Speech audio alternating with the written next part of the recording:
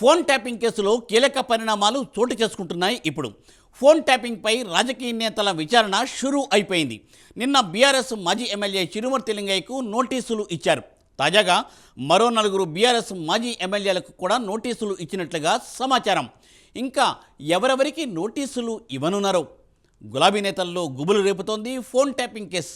దీనిపై ప్రైమ్ 9 ప్రత్యేక కథనం.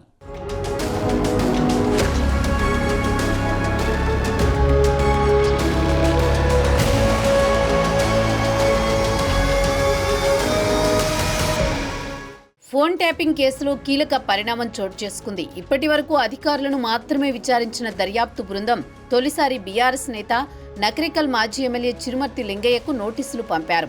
విచారణకు హాజరు కావాలని నోటీసులు పంపగా అనారోగ్యంగా ఉందని ఈ నెల 14 విచారణకు హాజరవుతానని దర్యాప్తు అధికారికి సమాచారం ఇచ్చారు.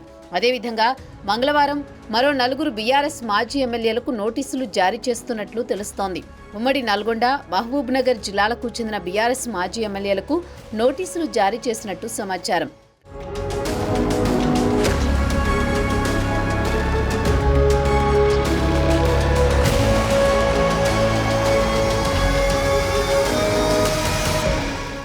ఫోన్ ట్యాపింగ్ కేసులో ఇప్పటి వరకు నిందితులైన 4 అధికారులు ప్రణీత్ రావు, భుజంగరావు, తిరుపతన్న, రాధాకిషన్ రావులను గతంలో పోలీసులు అరెస్ట్ చేశారు. దర్యాప్తులో భాగంగా 4 నిందితుల ఫోన్లను ఎఫ్ఎస్ఎల్కు పంపించి విశ్లేషించారు. ఎఫ్ఎస్ఎల్ నుంచి వచ్చిన నివేదిక ఆధారంగానే నేతలకు నోటీసులు జారీ చేస్తున్నట్లు తెలుస్తోంది. నిందితులు తరచూ పలువురు నేతలతో ఫోన్ కాల్ మాట్లాడినట్లు గుర్తించారు. మాజీ అదనపు ఎస్పీ తిరుపతన్న ఫోన్ కాల్ డేటాలో మాజీ MLA Chirumarthi Lingaiah phone number ఉన్నట్లు పోలీసులు గుర్తించినట్టు తెలుస్తోంది. అందుకే లింగయ్యకు నోటీసులు జారీ చేసినట్లు అధికార వర్గాలు చెబుతున్నాయి. ఈ డేటా ఆధారంగా చిరుమర్తి లింగయ్యను విచారించనున్నారు. నిందితుల ఫోన్లో 10ల సంఖ్యలో నేతల కాల్ డేటా ఉన్నట్టు సమాచారం. దీంతో బీఆర్ఎస్ నేతల్లో గుబులు పుడుతోంది.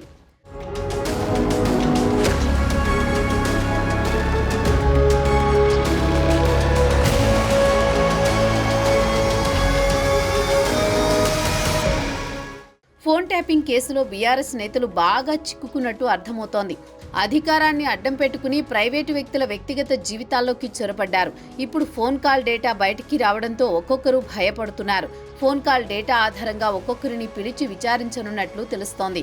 మరోవైపు నేతల విచారణ ఆధారంగా మరికొంతమందిని కూడా పోలీసులు విచారించనున్నట్టు తెలుస్తోంది. మొత్తానికి దర్యాప్తు బృందం తీసుకున్న ఈ నిర్ణయం బీఆర్ఎస్ నేతల్లో చర్చనీయాంశంగా మారింది. తదుపరి నోటీసులు ఎవరికి వస్తాయా అని చర్చ మొదలైంది.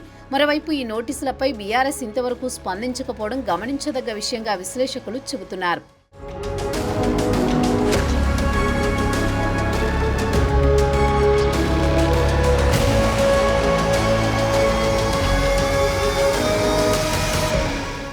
2023లో కాంగ్రెస్ ప్రభుత్వం అధికారంలోకి వచ్చిన తర్వాత వెలుగు చూసిన ఈ స్కామ్లో ప్రధాన నిందితుడిగా ఉన్న ఎస్ఐబి మాజీ ఓఎస్డీ టి ప్రభాకర్ రావు ప్రస్తుతం అమెరికాలో ఉన్నట్లు తెలుస్తోంది.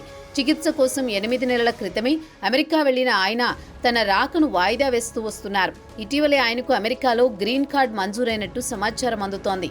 అమెరికాలో స్థిరపడిన ఆయన ఫ్యామిలీ మెంబర్ స్పాన్సర్షిప్తో ప్రభాకర్ రావుకు గ్రీన్ కార్డ్ మంజూరైందని సమాచారం. ప్రభాకర్ రావు దొరికితే అసలు ఫోన్ ట్యాపింగ్ వెనుక ఉన్న పెద్ద తలకాయల పేర్లు బయటకొస్తాయని రాజకీయ వర్గాల్లో చర్చ జరుగుతోంది.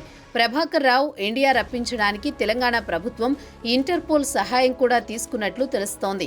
ఈ నేపథ్యంలో రాజకీయ నేతల విచారణ ఉత్కంఠ రేపుతోంది. చూడాలి మరి ఏం జరుగుతోందో.